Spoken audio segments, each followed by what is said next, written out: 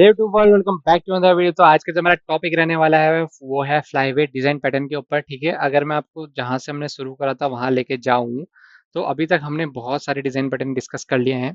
ठीक है, पिछली वीडियो पे हमने प्रॉक्सी डिजाइन करा था, ब्रिज हमने सेकंड नंबर पे कर लिया था क्योंकि ये इंपॉर्टेंट था और वहाँ पे इंटरव्यू शेड्यूल्स थे बहुत लोगों के।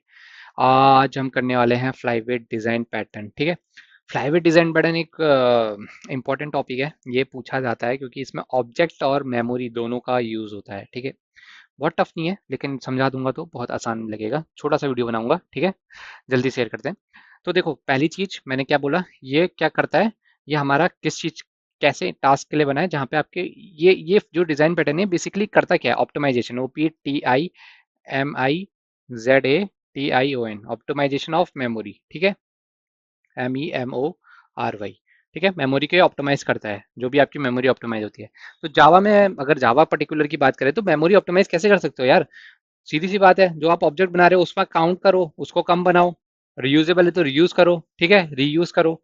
तो ये इसी पे आधारित है, रियूज में और डिस्टिंक्ट में, DISTINCT, इसी पे आधारित होता है। ठीक है, होता क्या है, ये क्या करता है, मेमोरी का जो फुटप्रिंट है उसको रिड्यूस करता है ताकि सिमिलर टाइप के ऑब्जेक्ट्स को दोबारा दोबारा यूज करा जा सके। ठीक है, तो इसमें दो चीजें आती हैं, ए और बी। ठीक है, वो क्या होती हैं?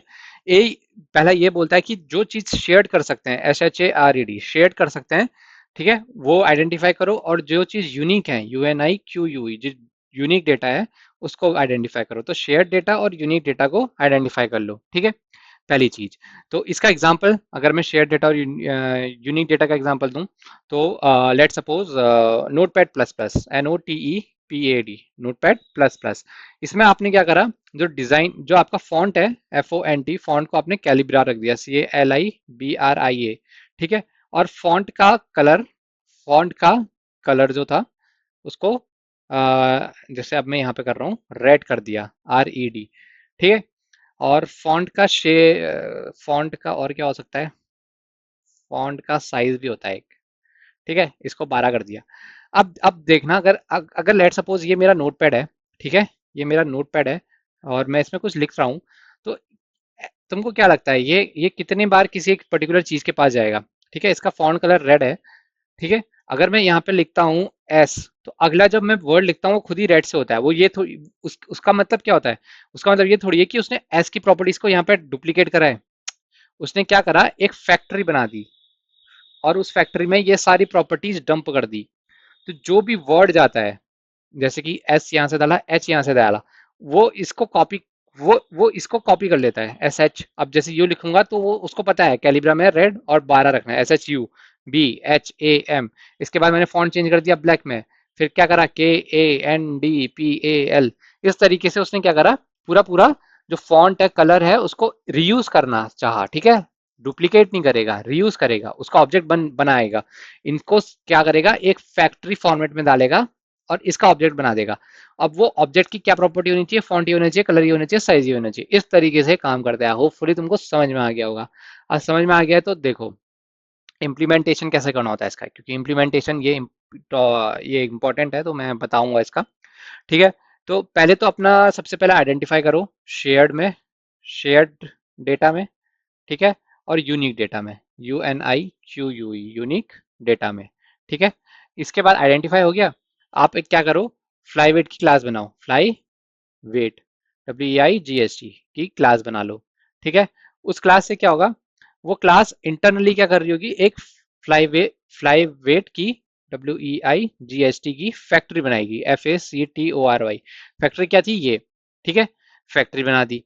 उससे क्या होगा, अगर यूनिक डेटा है, UNIQUE, यूनिक डेटा है, तो उसमें तो ये फैक्ट्री अप्लाई नहीं होगी। ठीक है, अगर शेयर्ड है तो उसमें ये फैक्ट्री अप्लाई करवा दो। ठीक है, चौथा। पांचवा क्या होगा, अगर फ्लाईओवर चाहिए और नया ऑब्जेक्ट भी चाहिए, मतलब अगर नया ऑब्जेक्ट डायरेक्टली बना बना और ऑलवेज रिक्वेस्ट कर रहा है फैक्ट्री से बनेगा, तो फैक्ट्री को उस शेयर्ड इंस्टेंस को क्या करो, तुम यूज करने की कोशिश करो जब जब पॉसिबल है। मतलब जैसे कि यहाँ पे मैंने लिखा बी, ठीक है, ऑब्जेक्ट बनाना चाहेगा, क्लास क्लास है ना, वो क्या करेगा, डॉट के लिए बीटेक लिखना चाह रहा हूँ, जैसे मैं B.TECH, तो डॉट के लिए ऑब्जेक्ट बनाना चाहेगा, लेकिन तुम क्या बोलोगे उसको, फोर्सफुली बोलोगे नहीं नहीं नहीं नहीं नहीं, ऑब्जेक्ट नहीं बनाना है, वापस आओ इसमें और फैक्ट्री से फैक्ट्री का ऑब्जेक्ट यूज करो और उसी को लिखो। तो उसने डॉट के लिए क्या करा, ऑब्जेक्ट का स्टेट चेंज कर दिया। डॉट टी के लिए क्या करेगा, वापस सेम ऑब्जेक्ट को यूज करेगा, फैक्ट्री से होते हुए आएगा, ठीक है। तो इस तरीके से क्या करेगा, मेमोरी को रीयूज, मेमोरी कंजम्पशन कम करेगा, क्योंकि उतने ऑब्जेक्ट ही नहीं बनाओगे तुम, ठीक है। तो इस तरीके से हमारा फ्लाईवेट डिजाइन पैटर्न काम करता है।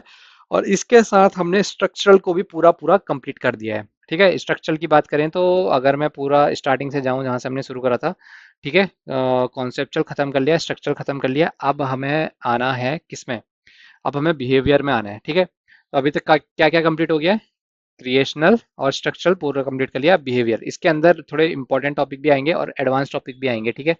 सॉलिड ऑलिड सब इसके अंदर आते हैं, सो LID सॉलिड प्रिंसिपल वगैरह सब आते हैं एडवांस के अंदर, ठीक है। तो उनको भी धीरे धीरे डिस्कस करेंगे। और होपफुली तुम्हें वीडियो पसंद आ रहे होंगे, पसंद आ रहे होंगे तो लाइक से सब्सक्राइब जरूर करना, अपने दोस्तों के साथ साझा जरूर करना। मेरे लिए कोई क्वेश्चन होगा तो कमेंट सेक्शन में आके जरूर बताना। अगली